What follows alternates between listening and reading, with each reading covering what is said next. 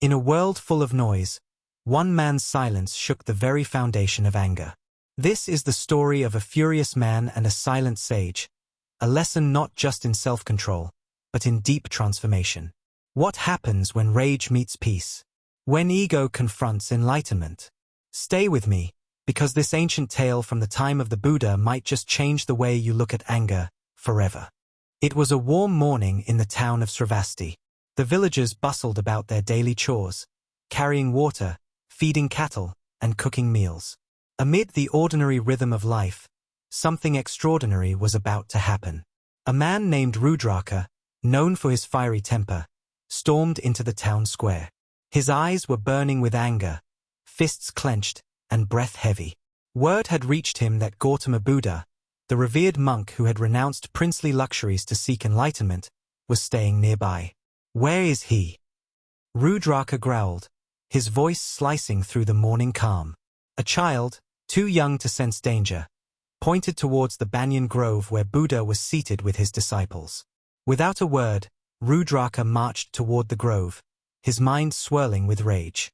"They say he is enlightened. They say he is beyond emotions. Let me test him today," Rudraka muttered to himself. He had no personal grudge against the Buddha. But Rudraka's heart had long been poisoned by pride, insecurity, and the belief that no man could truly be peaceful. The idea of someone rising above ego was, to him, an insult. A lie. A challenge. Under the shade of a grand banyan tree, Buddha sat cross-legged. His eyes were gently closed, a soft smile playing on his lips. Around him sat a few monks, listening silently. Suddenly, a storm entered their midst. Rudraka stomped forward, stood before the Buddha, and shouted, "You fake. You pretend to be wise, but you're just another coward hiding from life." Buddha slowly opened his eyes. Calmly, without surprise, without anger. Rudraka took a step closer, veins bulging in his neck. "You think silence makes you enlightened? Say something, coward." Buddha looked at him with eyes filled not with judgment, but compassion. He said nothing. Frustrated, Rudraka raised his hand and spat on the Buddha's face. Gasps rippled through the disciples. But Buddha did not flinch. He remained still, peaceful, untouched. Then, with utmost gentleness, he took a cloth from his robe, wiped his face, and looked at Rudraka. There was no hatred in his eyes. There was no reaction, only presence. Then Buddha spoke, softly, "Thank you."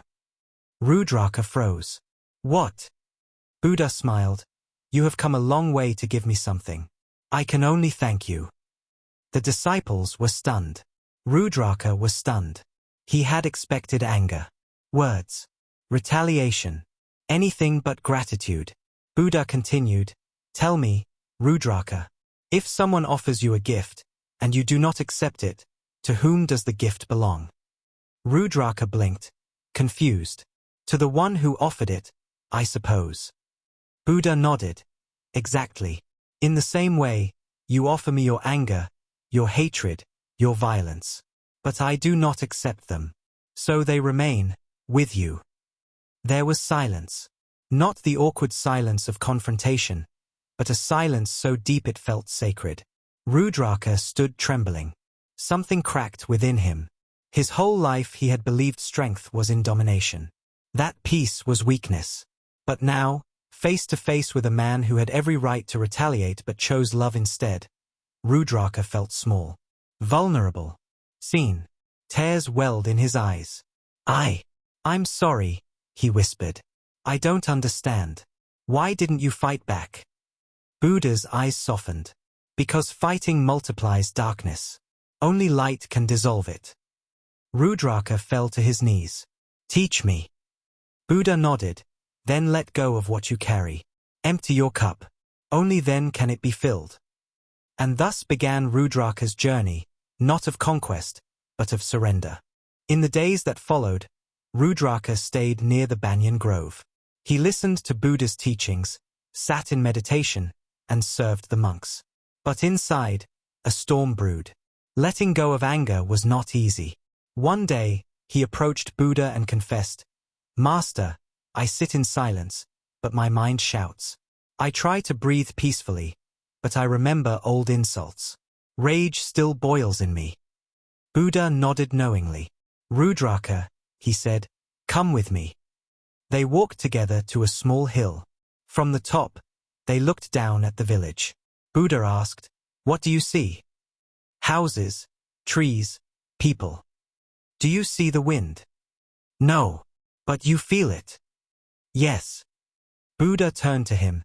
The mind is like the wind, shapeless, invisible, but powerful. You cannot fight it with fists. You must watch it, patiently. Let it blow. It will tire itself out. In stillness, the storm will pass. But Master, Rudraka asked, what if it returns? It will, said Buddha, smiling. Again and again.